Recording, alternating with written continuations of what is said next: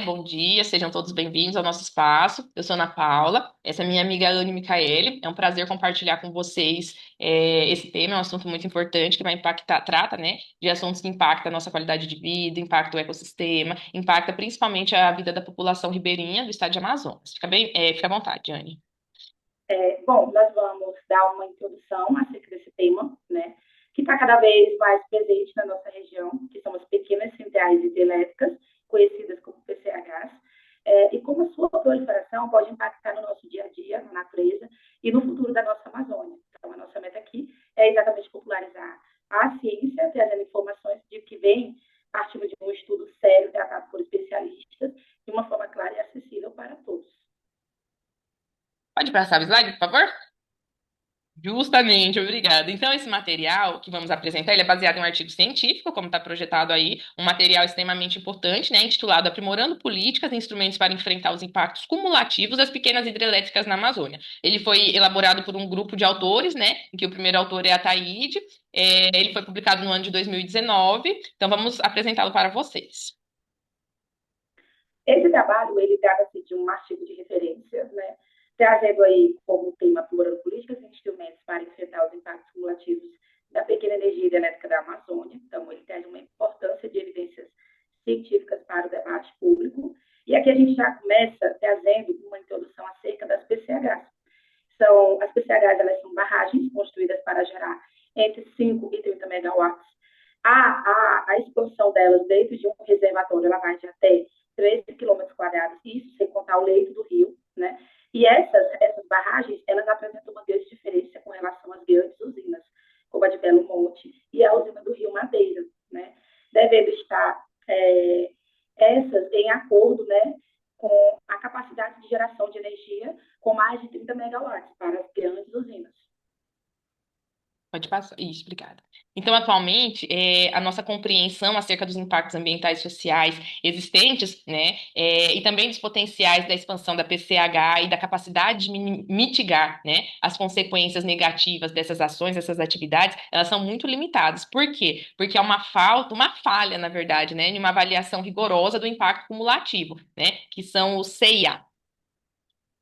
E aí a gente vai entender um pouco sobre o que são esses impactos cumulativos, né? Então, os impactos cumulativos são definidos como alterações ambientais combinadas de ações passadas, presentes e futuras. E aí a gente compreende que elas são resultantes, né, de um processo cumulativo, classificados em impactos aditivos, que é exatamente a soma de efeitos individuais, ou sinérgicos, né, que é quando nós temos aí os efeitos combinados. E aí, quando temos essa combinação, eles se tornam maiores do que a soma dos efeitos individuais. Então, a gente vai ter que essa avaliação de impactos cumulativos é completamente essencial quando nós temos múltiplos projetos sendo implantados em uma área, impactando, então, o meio ambiente e a saúde humana.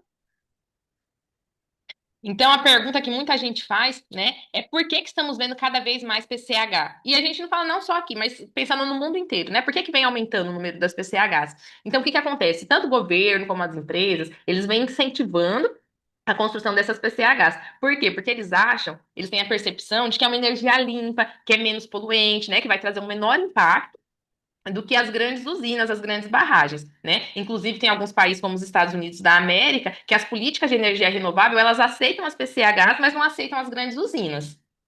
E reforça, né, essa ideia. E aí a gente entra, então, nesse debate, né? Porque, então, nós temos estamos tendo um crescimento das PCHs no Brasil e na Amazônia. E aí a gente vai compreender que essa percepção de que elas são menos problemáticas é totalmente contraditória, né? A gente tem que elas estão se expandindo de forma acelerada, com um crescimento de 5 vezes a mais, assim, aumentada, em um tempo de 20 anos. E aí a gente vê que na Amazônia nós temos 87 PCHs em funcionamento. E em planejamento, né, em uma análise de estudo, nós temos 256 PCHs que estão sendo planejadas para serem implementadas. E aí nós vamos ver que esse planejamento, né, ele prevê a substituição das grandes barragens por PCHs, após resistência indígenas e comunitárias, né? E aí a gente compreende, então, que a construção dessas grandes barragens, elas estão sendo feitas aí, sendo planejadas para serem implementadas no Tapajós, que foi temporariamente suspensa, né?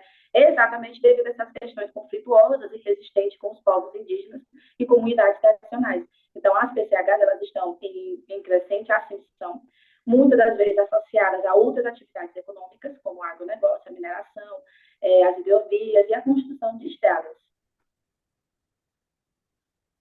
Então aqui nesse mapa, né, é possível observar como que se distribui essas usinas na Amazônia, né? Então, em verde temos áreas de proteção, em amarelo, né, temos as áreas indígenas, né, território indígena. Então, é possível observar como que vem crescendo, né, como que vem aumentando a distribuição dessas usinas, e a gente pode pensar como que isso impacta na qualidade de vida dessas populações tradicionais, das populações indígenas, né?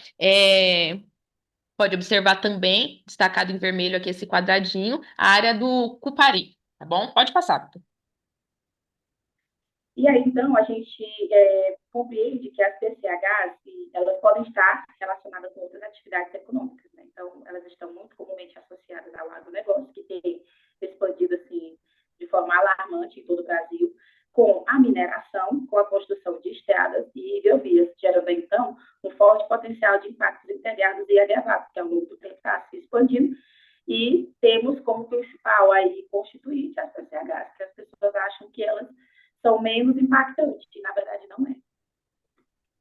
Justamente, né? Então, quando se fala do mito da PCH, é aqui que o estudo vai mostrar para a gente, né? Vai trazer essa revelação, que é extremamente importante, né? Que desfaz a ideia de que a PCH, por ela ser pequena, ela vai causar poucos problemas, né? Então, o estudo mostra, juntamente, né? Aliado ali com a experiência de quem faz a avaliação do impacto ambiental, né? Que essa crença que a PCH ela vai trazer menor impacto, ela é um mito, na verdade, tá? E aí, por que, então, que ela é um mito, né, como a Coléria explicou? Porque ela vai trazer um impacto por energia gerada. Então, as PCHs, elas podem causar mais impacto por megawatt do que grandes usinas. E, principalmente, esse problema se agrava quando nós temos múltiplas PCHs sendo instaladas em uma sequência, como a gente vê aqui na segunda imagem. Nós temos uma PCH no início aqui do rio, outra no meio e outra no final. Então, quando elas são construídas em sequência, ela vai acabar gerando o que a gente chama de cascatas de usinas, né? É quando eu tenho uma construção de várias barragens sendo feitas ali no mesmo rio ou afluente. E isso afeta a biodiversidade aquática e a comunidade em geral que reside ali, como as populações ribeirinhas e outros fatores sociais e econômicos. Justamente. Então, vamos pensar assim, né? Pensar no rio como um grande sistema de vasos, né, comunicantes. E aí, o que que acontece? Se a gente pensa em uma PCH sozinha, a gente tem um impacto localizado, um impacto que pode parecer pequeno, né? Mas se a gente pensar em várias PCH, uma na sequência da outra, né? Nesse efeito de cascata mesmo, o que que pode acontecer? Pode alterar o fluxo da água, pode alterar a passagem dos peixes, impedindo a passagem dos peixes, né? Afetar a qualidade dos sedimentos que se acumulam ali. Então, uma após a outra, esse efeito ele vai sendo cumulativo, né? Então, o rio e tudo que depende dele, né, como as populações que vivem ali no entorno, podem sofrer as consequências dessa atividade. Exatamente. Então, a gente aborda dessa forma o que seriam, então, esses impactos cumulativos. Né? Os impactos cumulativos são exatamente as mudanças, né, no ambiente, que elas podem estar acontecendo decorrentes de uma ação individual ou de ações combinadas, né? Combinadas de ações passadas, presentes e futuras, as quais podem ser aditivos, quando eu tenho a soma dos efeitos de cada PCH de forma individual, ou elas podem ser sinérgicas, né? Quando a gente tem um efeito combinado aí de forma mais agravante de cada PCH dentro de um conjunto, né? Então, eu tenho a soma, né? O efeito combinado dessas PCHs, que é um problema muito maior. É como se 2 mais 2 desse 5, né? Então, a gente tem um problema mais grave do meio ambiente. Justamente, né? E pensando nas consequências disso, tanto para o meio ambiente quanto para a população, né? O que que podemos destacar? Como já vem sendo dito, né? A questão da perda, né? Ou alteração dos hábitats, para os animais, para as plantas também. Então, se a gente pensa o impacto disso na fauna e da flora, pode ser gigantesco, né? Por quê? Porque, como eu já falei, vai criar as barreiras que vai impedir a movimentação dos peixes. E aí, o que que essa movimentação vai refletir, né? Ela vai afetar, então, a reprodução, vai diminuir a diversidade genética, porque a gente retém ali um pequeno grupo, né? Então, vai diminuir a diversidade genética desses peixes, podendo deixá-los mais fracos e mais vulneráveis, né? Então, vai alterar também a dinâmica natural do rio, como a questão do transporte de areia, de terra, né? Dos sedimentos de uma forma geral, que são muito importantes para a formação de hábitats, né? E também para a manutenção da biodiversidade. E quando pensamos na questão da conectividade hidrológica do rio, ela é diminuída, né? Então, vai afetar, assim, a transferência de energia dos organismos. E quando a gente pensa no reflexo disso para a nossa vida, né? Então, todas essas mudanças, elas vão afetar além da biodiversidade, que é extremamente importante para a nossa vida, para a manutenção, né? Vai alterar também a vida das pessoas que dependem desse rio, como as populações tradicionais, as populações indígenas, né? Todas as comunidades ribeirinhas que vivem ali no entorno. Então, a capacidade de mitigar essas consequências é severamente limitada pela falta de uma avaliação de impacto cumulativo mais rigorosa.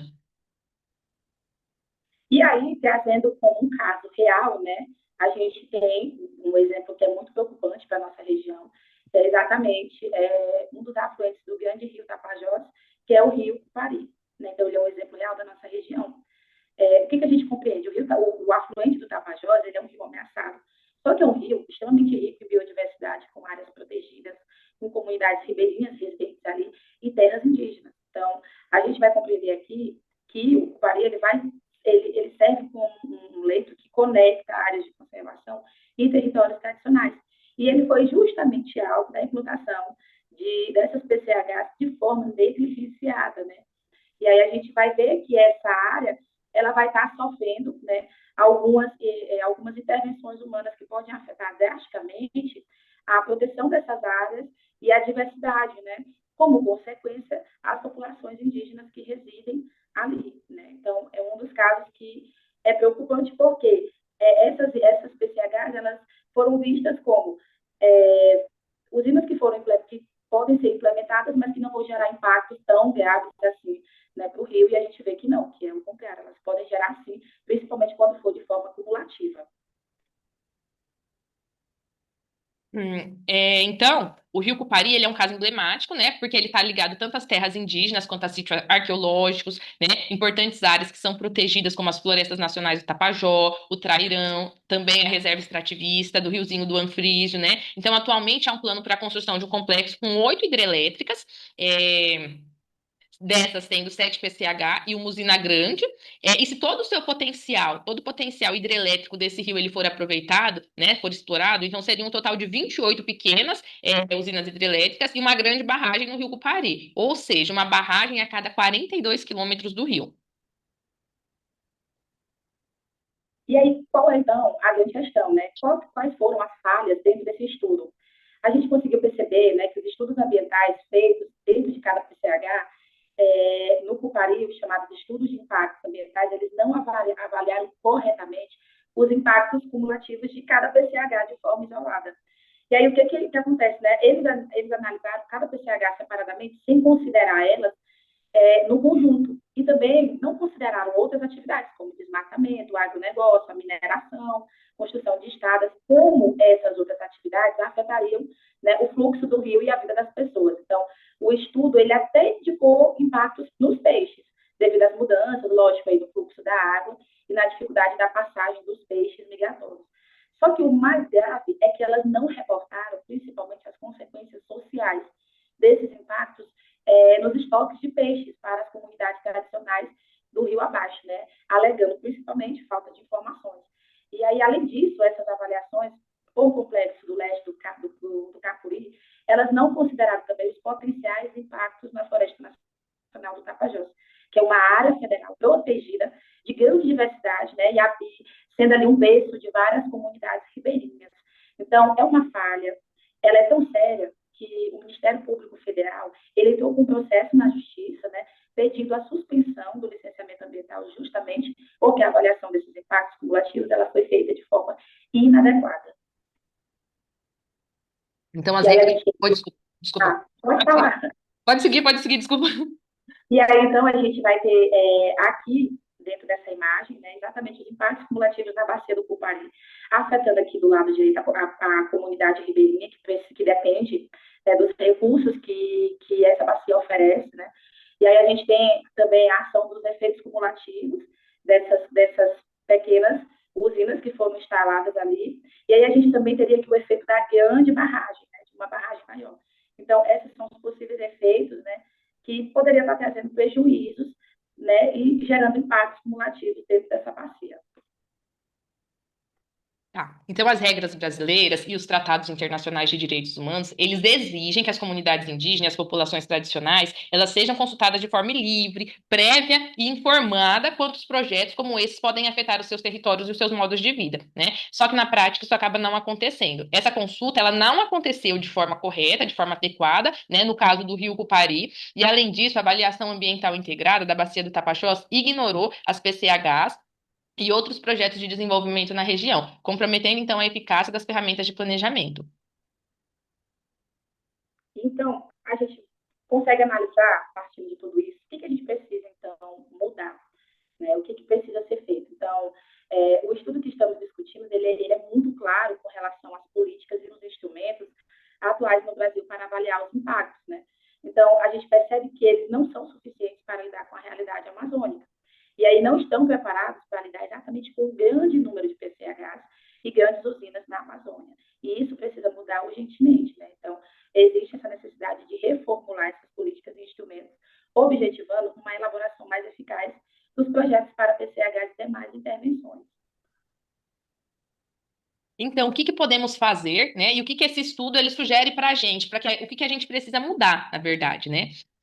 Então, é necessário identificar os componentes ambientais e sociais mais importantes, né, para nossa região, como a questão da qualidade da água, a pesca, as áreas protegidas, as terras indígenas, e os nossos modos de vida, né, que traz aí nesse primeiro tópico. É importante também usar da melhor forma a ciência disponível, melhorar as ferramentas que vão para entender esses impactos, né, e garantir principalmente a participação ativa das comunidades na definição do que é importante, na avaliação desses impactos e também para promover as decisões de forma compartilhada, né, porque quem vai ser mais afetado são essas populações. Criar também bancos de dados regionais com informações atualizadas sobre os projetos e os seus impactos e desenvolver avaliação de impacto ambiental e social em um multiprojeto, de forma integrada. E aí a gente vê, então, que para que essas ações possam ser implementadas de forma eficaz, é necessário que haja um fortalecimento da avaliação ambiental integrada, né?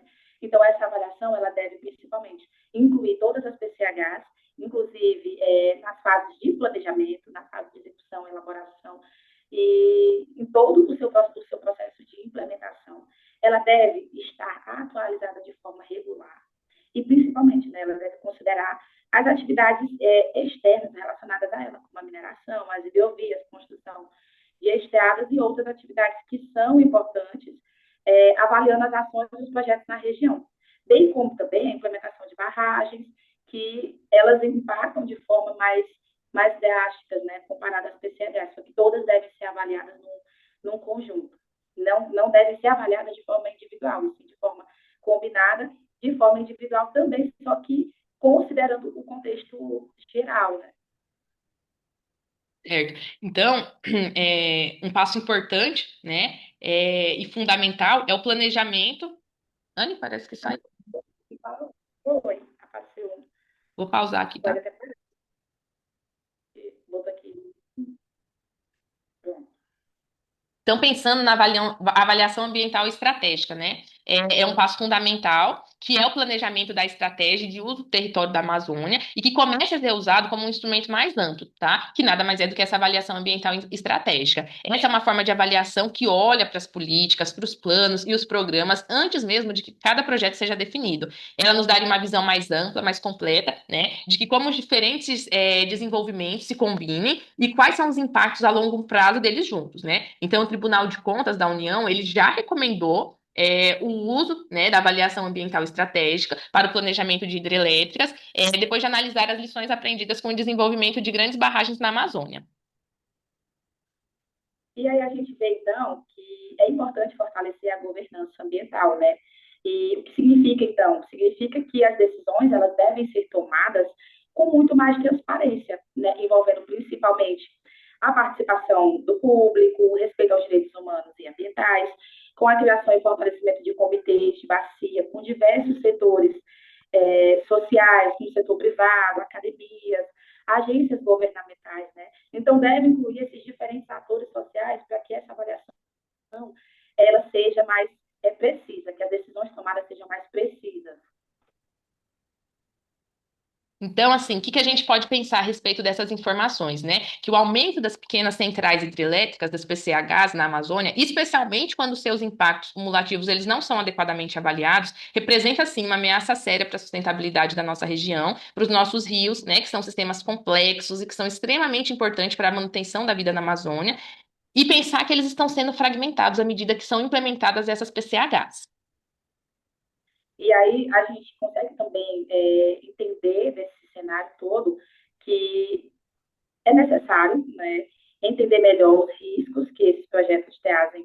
Com informações de qualidade, nós vamos compreender esses riscos, exigir das autoridades, das empresas, que os estudos sejam feitos de forma mais completa, de forma mais transparente, e o mais importante, né, que seria, então, a participação ativa das decisões que afetam o nosso futuro e o futuro do nosso ambiente. Então, seria muito mais interessante que as comunidades indígenas participassem dessas tomadas, desse processo de tomada de decisões, e a comunidade em geral, e que essas avaliações sejam feitas em tempo hábil. Então, só para fechar, né, é extremamente importante que os governos, que os cientistas, que as empresas e que a sociedade civil, de uma forma geral, trabalhem juntos para avançar nessas políticas, né, nas práticas de avaliação de impacto social, ambiental, né, que é extremamente importante, não estão dissociados, são juntos, né, que só assim teremos informações suficientes para tomar as decisões mais sábias sobre o desenvolvimento da nossa região, conciliando, então, o crescimento econômico com a proteção da natureza e das nossas vidas. Então, Pode. quer falar? Pode falar. Não, pode fechar, pode fechar. Então, essas são as nossas referências utilizadas para a elaboração desse debate com vocês. E o nosso muitíssimo obrigado pela atenção de todos vocês. Né? A informação é a nossa maior ferramenta para a proteção da Amazônia. Tá? Então, muito obrigada. Tchau, tchau. Obrigada.